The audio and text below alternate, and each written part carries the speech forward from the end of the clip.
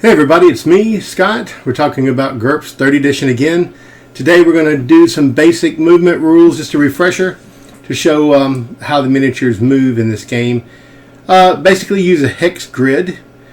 So that's what we got going on here. And we have our hero at the bottom who has been trapped alone and has accidentally come across a couple of evil undead here. So she's going to move toward them. We're going to talk about how the movement works. So she wins initiative. Again, initiative is movement first. Whoever has the highest movement goes first. The skeletons are a little slow. She's a little faster. So she can move. So how is she going to move? There's different maneuvers you can choose. If you look in your book, you will find the basic rule book. You'll find the different choices of maneuvers. Most of these are step and do something. So you can move one hex and cast a spell or ready your weapons or whatever. So this is definitely what she is going to do. She's going to do a step and ready so she can get her weapons ready as she's a little nervous. So where can she move exactly? That is her front area. She can move with no penalty. Let me get these ready here.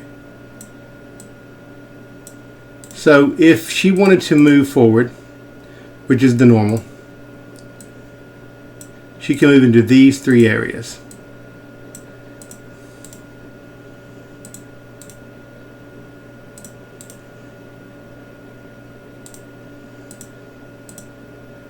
So, for example, she could move one.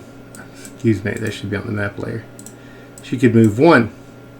Or she could move into her front right or front left hexes, but to do so she has to face that way. So she could move one, or she could move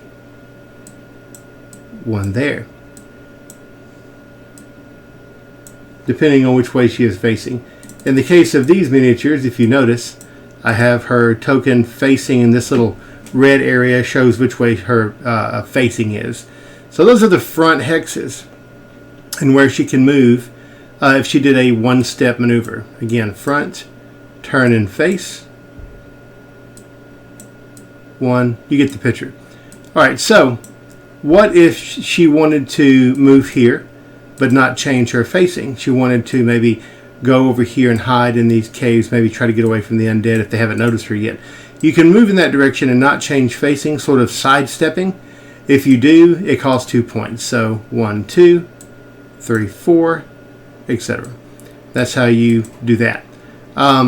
You don't have to do just one step, but she wants to step and ready. So she's going to step and get her weapons ready. That's it. Pretty basic for the normal movement rules.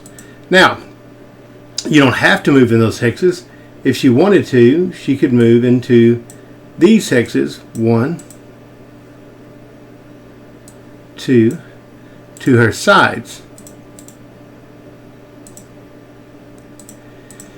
This is considered in game terms to be her far right and her far left.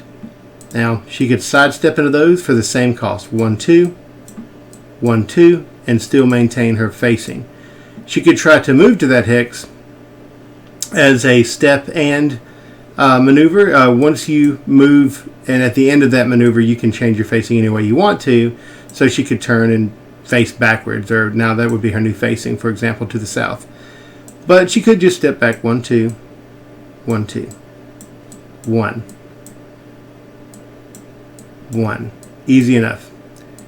So let's say if she was moving more than one hex, let's take out some additional hexes. Let's say she wanted to move to way over here.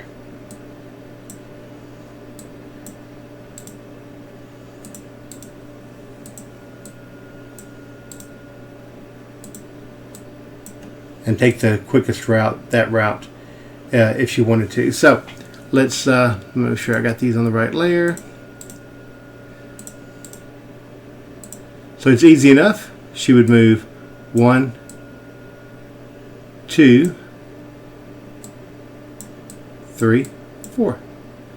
And if she wanted to still be facing that direction, instead of 4, she could move 4 and then turn and face that direction if she wanted to at the end of her movement.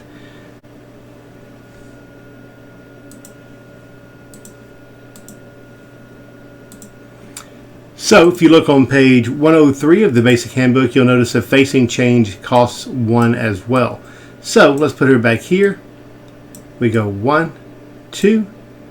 She has to change facing to move into this hex. 3, 4. And then a facing change would be 5. And so 5 movement points to get her to right there. Pretty easy. Okay, so we'll talk about rear movement and retreats. Pretty easy. If you take the miniature, she can move 1 backwards. That's a retreat maneuver. It costs 2 to move backwards, so 1, 2. Now this is interesting also because if you had some things trying to strike at her, for example, one of our evil undead minions, let's put him there, and he was trying to attack her, she could actually move back as part of her defense, and that gives her +3 to her defense. So when the undead swings, he'll still get his attack as if she is here, but she also moves there while she's being attacked. And let's say she was going to parry with a score of 10, she would actually parry with a score of 13. So pretty interesting maneuver there. And of course, as his maneuver, he could step and attack her, and she could keep retreating and getting that bonus if she was in trouble. So that's it on a basic level. That's the movement rules. There's lots of little stuff you can add, difficult terrain and fancy maneuvers and things like that, and we'll catch up on those as we go along. But that is the basic maneuver rules. You could just stick to those if you wanted to, and I think your players would be very happy. Also, on another note, these characters, we talked about terrain. I'll give a basic terrain rule. Is moving in through anything costs an additional movement point. So normally this would be 1, 2, 3, 4. But to do that with if your GM decides that this wood would be extra hard to move through, it would be 1, 2, 3, 4, 5, 6, 7. So moving through rough terrain is difficult. Moving through a friendly space, let's pretend that this skeleton is a friendly skeleton, costs an additional point just like rough terrain would. So 1, 2, 3 to be able to move through a friendly hex. You can't move through an enemy hex unless you use the evade maneuver. So you want to look for that one. Look at your basic rule book and look for the evade maneuver,